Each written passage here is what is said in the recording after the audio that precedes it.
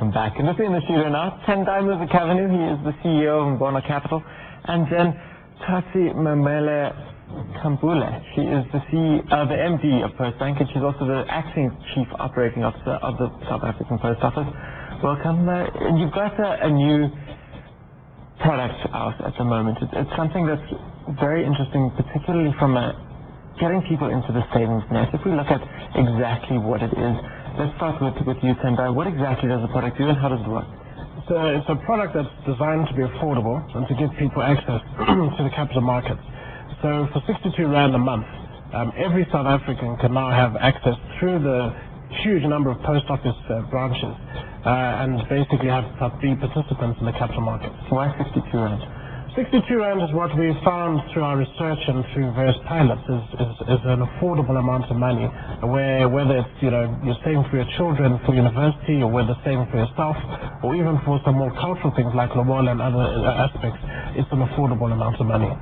How long does it last? What sort of time period do we have in terms of, especially I noticed that there were 6 payment holidays that were available. Is it a 20-year term? How exactly does it? It's a 10-year term, and by getting people to focus on things like saving for their kids from when they're young age, and this is what Postbank, our partner, does so well, is getting people into that whole habit of saving. So this is a 10-year product. It does have a lot of flexibility in it, and initially we rolled out to 100 branches.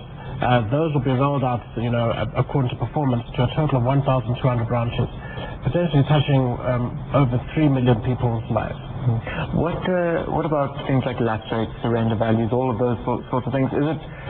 Do any of those come into the picture at all, or why do you need a payment holiday? I think is the first question. Yeah, that's probably been the most pertinent question: is how do we reduce the lapse rate and therefore make the product more sustainable?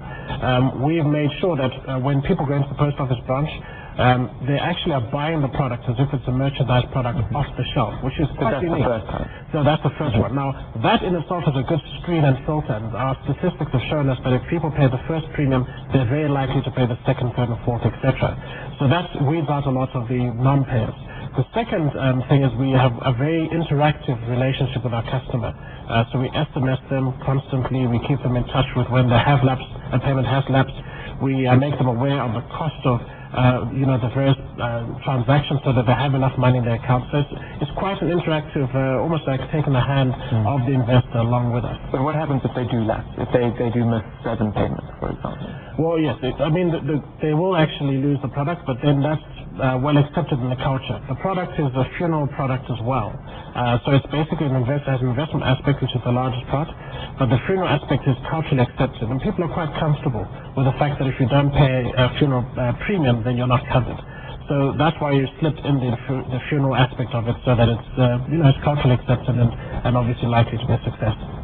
Totsie, if we turn to you now, why was the decision to take into structure like this as opposed to just basically a long-term savings account?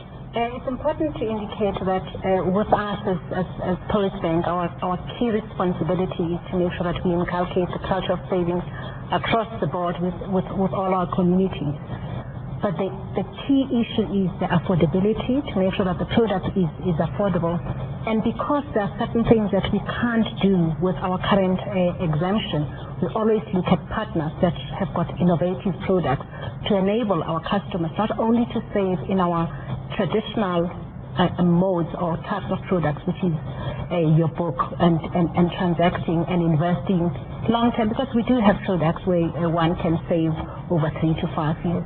But in terms of this, what we believe it assists the person is that you have a package product. It's not only savings, but you already are covered in terms of your insurance as an individual. And we believe that it's going to also give our customers a further back for the investment that they actually do.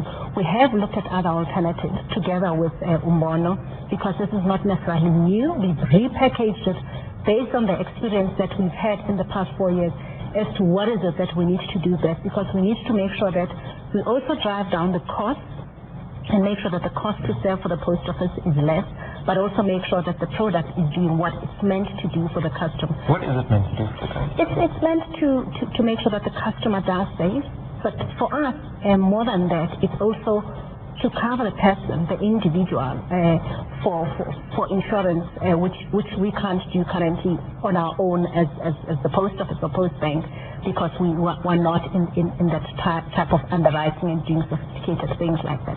So for us, it does cover both, which is currently we have individual products, but now this will provide the customer with a package of products that the customer can actually access. And the exciting thing is the fact that the customers that we are enabling are those customers that have not been enabled to be part of the market in the past, and now they can be part of the stock market without necessarily having to pay huge amounts of money. And for us, this is what we find exciting. Tendia, why do it this way though, in terms of why not just allow them to invest in unit trusts in and of themselves at 62 rand a monthly installment? I mean, why structure it like this? Why package it up with insurance? It seems to be getting complicated, which in some respects is something that you'd want to move away from, particularly for the sort of target market.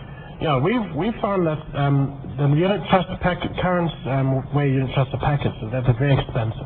So what we've had to do is be quite innovative and get effectively the insurance and the unit trust to cross-subsidize each other.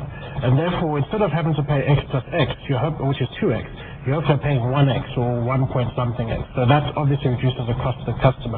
The other thing is, and people like Rob Risconi, who you may know, turned the insurance industry upside down by research into costs to customers. And for us, that is a key thing about making it affordable, as Totsie was saying. And he's gone on record as saying that this product, he actually doesn't know how we make money.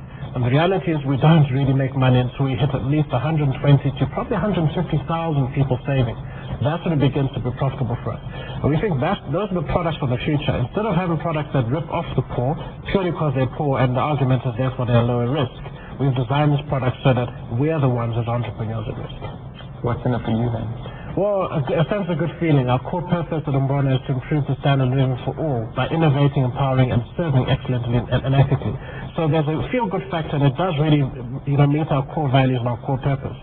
Secondly, we will make money as long as we get the high volume. So if we get 150,000 customers and above, it'll be quite lucrative, and it's a nice annuity stream. So business-wise, it makes sense. If you don't get the 150 though, will it be something that you might decide down the line not to carry on with? We obviously have an obligation as the Financial Services Board registered financial advisor and provider to continue to look after customers no matter how many get, and that I suppose is the risk as well. Totsie, if we come back to you from a savings point of view, clearly it's something that government's been working on in terms of trying to get people into the savings net. There's a lot of talk about grey money and vast amounts of money in things like stokvels in burial societies. Are you aiming with this product to get money from those into this new product, or is it something that, do you see it as a competing product for things like stokvels or burial societies, or something they can invest in? For us, actually, we see it as a supplementary product, because when you look at it, customers tend to have a silo product, but they have a package and end up having to pay a huge cost because of the number of things that they need to. And for me, it's an opportunity for the 4 million customers that we have at Postbank, for them to actually get another product which may not necessarily be underwritten by the post office or Postbank, but that we look at partners that can add the value in terms of skills that we may not necessarily have currently, but to partner with those people that are actually excited and look for opportunities for adding value to our communities that we serve and serving those people that for many, many years have not been served. But we're going to be able to serve not only individuals, but the groups in terms of some of the products that we have for our stokvels and our burial societies. And I think it's going to add immense value to a wide range of our customers. Does this fall into, or how does this relate to what government has been trying to propose in terms of a national savings plan? Is it adjunct to that, or have there been any considerations around that? It's an addition to. It's not necessarily separate, but it's part of making sure that we put focus in culture, because as you know, as South Africans, we're very bad savers, but ordinary people, which people at the lower end of the market, have been saving for many, many years, but that saving has been sitting outside the net of what you may call banking. And this is one of the ways of making sure that we can ensure that customers get more than what they can if the money only circulates outside the banking system.